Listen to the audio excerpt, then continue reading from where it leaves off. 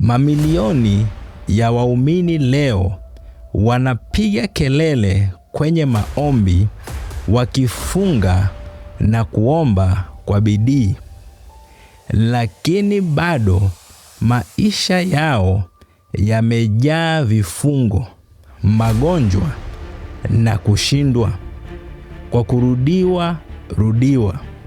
Kwa upande mwingine, kuna mabingwa wa kale wa imani, akina Abrahamu, Isaka na mitume walioishi katikati ya hatari kuu, lakini walitembea katika ushindi usioelezeka.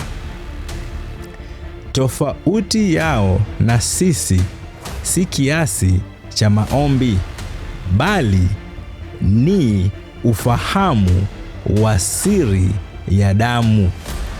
Wao walijua kuwa maombi ni ombi, lakini damu ni hati ya kisheria. Je, unajua kuwa katika ulimwengu wa roho, damu ina sauti? Na je, unajua kuwa kuna sauti inayopiga kelele dhidi yako sasa hivi kutokana na makosa ya mababu zako au rekodi za kale? Kabla video hii haijaisha, nitakufunulia jinsi ya kutumia siri ya damu ya almasi, agano ambalo ni kubwa kuliko laana yoyote ya ukoo, na jinsi unavyoweza kuifanya sauti hiyo inene kwa niaba yako katika mahakama za kimbingu. Tuzame ndani katika Ancient Mysteries. Damu si kioevu tu, ni nishati ya uhai, Zoe Life. Hiyo ni maisha ya kiungu. Katika Agano la Kale, Mungu alimwonyesha Ibrahimu siri ya kukata agano. Hakusaini karatasi, walipasua wanyama. Maana yake ilikuwa maisha yangu na yako sasa ni kitu kimoja. Lakini hiyo ilikuwa kivuli tu. Siri kuu ya Agano Jipya ni hii: Kristo hakuleta damu ya wanyama inayochakaa. Alileta damu ambayo haijachafuliwa na dhambi ya Adamu. Hii ni cosmic blood. Unaposema kwa damu ya Yesu, huulizi hisia za Mungu. Unawasilisha cheki ya kibenki iliyosainiwa tayari. Katika ulimwengu wa roho, mauti haiwezi kuigusa damu hii kwa sababu haina virusi vya dhambi. Hivyo, unapoingia ndani ya agano hili, unahamishwa kutoka kwenye mfumo wa kushindwa wa kibinadamu na kuingizwa kwenye mfumo wa ushindi wa kimungu ambao hautikisiki milele. Ukikosa kuelewa siri hii, utaendelea ukipigana vita ambavyo tayari vilishashindwa. Utatumia maisha yako yote ukijaribu kubembeleza adui aondoke, bila kujua kuwa unamiliki silaha ambayo adui hawezi hata kuitazama.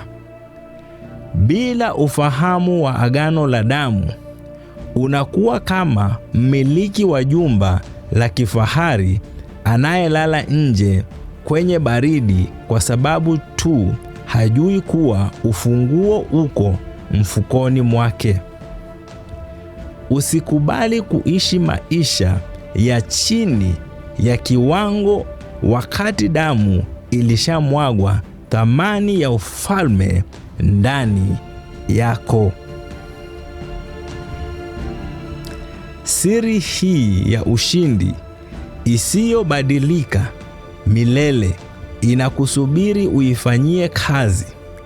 Katika dakika chache zijazo, nitakuonyesha hatua 3 za vitendo za kunyunyizia damu hii kwenye biashara yako, afya yako na akili yako. Huu si ujumbe wa leo tu. Ni ukweli utakaobaki kuwa hai hata baada ya miaka 100. Kama uko tayari kuacha kuwa mwathirika na kuanza kuwa mshindi wa agano, fuatilia kwa makini mchakato huu wa mwisho wa kisheria. Bwana Yesu asifiwe. Sasa kama uko pale na umetazama ujumbe huu na ujumbe huu umekufungua macho, ujumbe huu umekubariki na unasema, mchungaji, ninaweza aje siku ya leo kuparticipate, kuwa mshiriki katika damu hii ya agano jipya? Nitakupea nafasi na ningependa urudie nyuma yangu. Sema, Bwana Yesu, mimi ni mwenye dhambi, niko mbele zako, nisamehe leo dhambi zangu zote na makosa.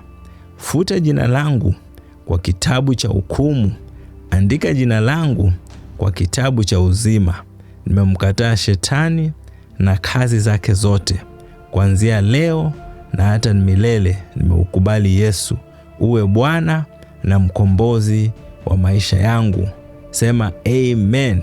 Na kama uko pale na ujumbe huu umekugusa kabisa, usisahau kusubscribe ili wakati mwingine kama huu usipitwe na ujumbe uliozama ndani zaidi kushinda huu.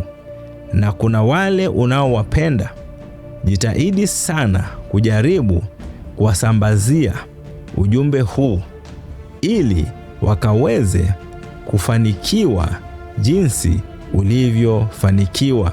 Na ujumbe huu kama kabisa umekubariki, then tuma ujumbe kwenye comment section, sema mchungaji hapo sawa, na Mungu akubariki. Tuonane tena siku ijayo. Shalom.